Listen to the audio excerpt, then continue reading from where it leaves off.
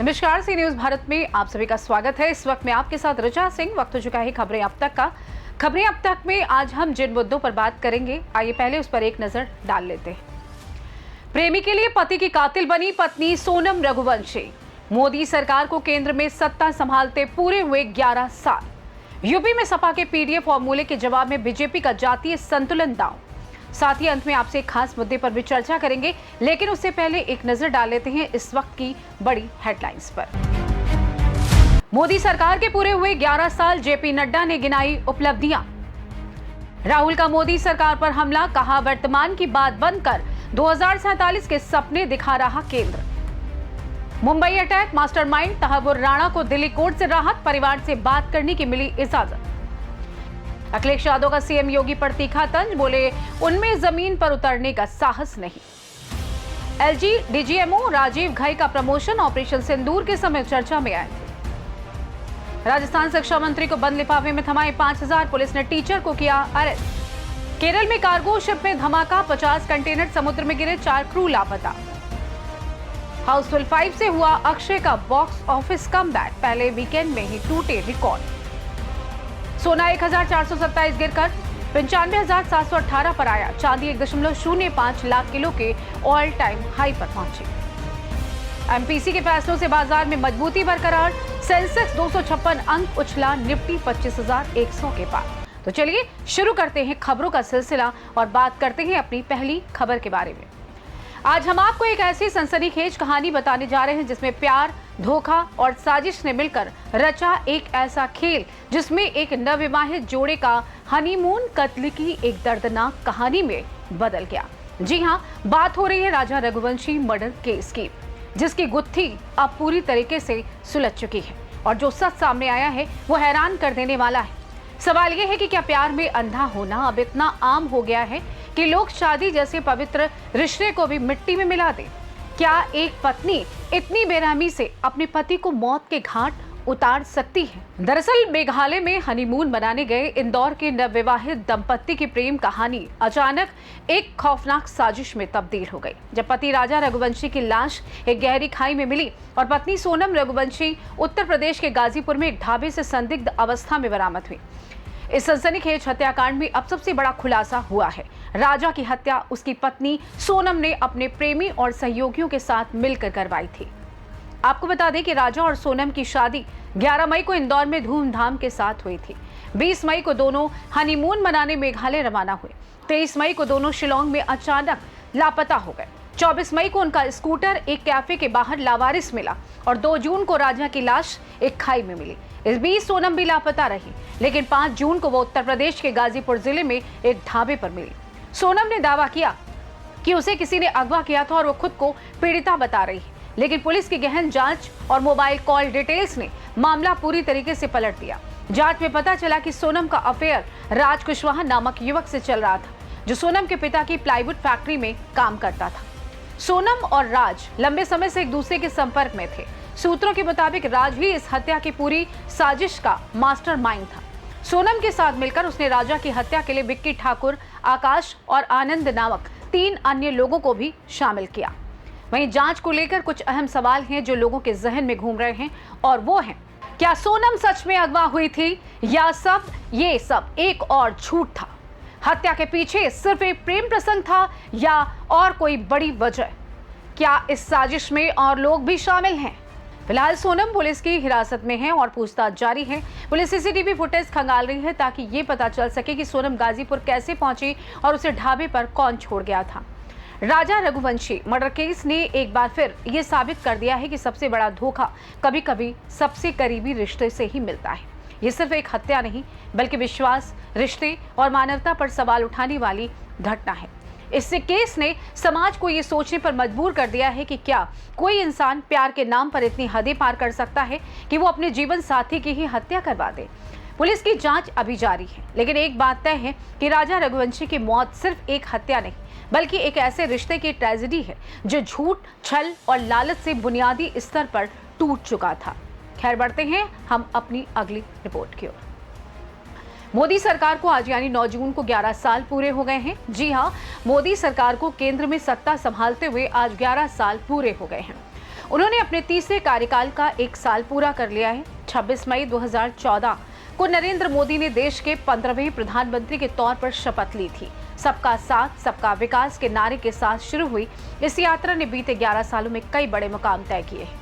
वहीं मोदी सरकार 3.0 के 1 साल पूरे होने पर भारतीय जनता पार्टी ने विशेष जनसंपर्क अभियान संकल्प से सिद्धि तक शुरू करने का ऐलान किया है। बीजेपी की इस रणनीति इस अभियान के जरिए मोदी सरकार की उपलब्धियां घर घर तक पहुंचाने की है।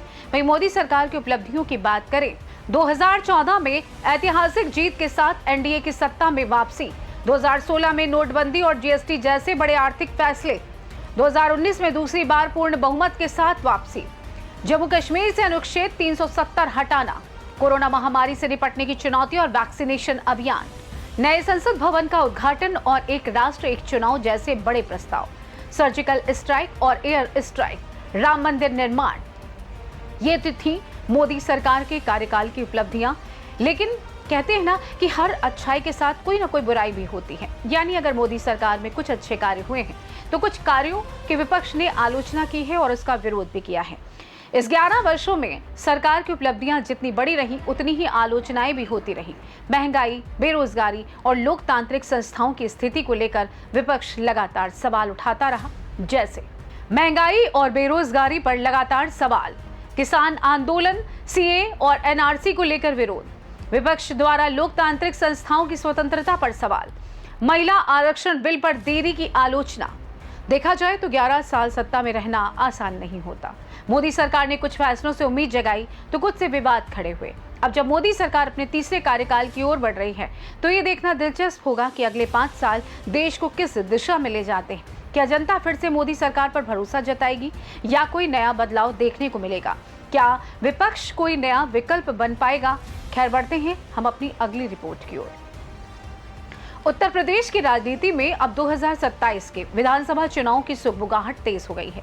एक तरफ समाजवादी पार्टी पिछड़ा, दलित और अल्पसंख्यक यानी पीडीए के फॉर्मूले के सहारे सत्ता की सीढ़ी चढ़ने का सपना देख रही है, तो वहीं भारतीय जनता पार्टी हिंदुत्व, विकास और जातीय संतुलन के सहारे एक बार फिर कमल खिलाने की रणनीति में जुटी है। साल 2024 के लोकसभा चुनाव में समाजवादी पार्टी को मिली बड़ी सफलता ने विपक्षी खेमे को उत्साहित कर दिया है। सपा प्रमुख अखिलेश यादव अब पीडीए को यूपी का नया सामाजिक समीकरण बताकर 2027 में सत्ता में वापसी का दावा कर रहे हैं, तो वहीं बीजेपी इसे चुनौती मानकर काउंटर जातीय समीकरण तैयार करने में जुट गई है। बीजेपी ने हाल ही में अहिल्याबाई होलकर की जयंती को भव्य तरीके से मनाया, खासकर उन इलाकों में जहां पाल, बघेल और गडेरिया जातियों की मजबूत उपस्थिति है। इसका मुख्य उद्देश्य इन ओबीसी जातियों को साधना है जो पीडीए का महत्वपूर्ण हिस्सा मानी जाती है। सिर्फ इतना ही नहीं, राजभर समुदाय को सहेजने की रणनीति के तहत बीजेपी की सहयोगी सुहेल देव भारतीय समाज पार्टी 10 जून को बहराइच में महाराजा सुहेल देव का विजय दिवस मना रही है। इस आयोजन में मुख्यमंत्री योगी आदित्यनाथ और शायद प्रधानमंत्री नरेंद्र मोदी की वर्चुअल मौजूदगी भी देखी जा सकती है। बीजेपी की रणनीति केवल वर्तमान आयोजनों तक सीमित नहीं है। अलीगढ़ में राजा महेंद्र प्रताप सिंह विश्वविद्यालय की स्थापना, राजपूतों की करड़ी सेना की सक्रियता और जातीय जनगणना जैसे मुद्दों पर सरकार की ये पहल सबको जातीय संतुलन साधने और सपा के पीडीए फॉर्मूले को निष्प्रभावी करने की दिशा में उठाए गए कदम है। अब सवाल यही है, क्या बीजेपी की ये रणनीति पीडीए के सामाजिक गठजोड़ को तोड़ पाएगी? क्या अखिलेश यादव की अगुवाई में सपा एक बार फिर यूपी की सत्ता में वापसी कर पाएगी?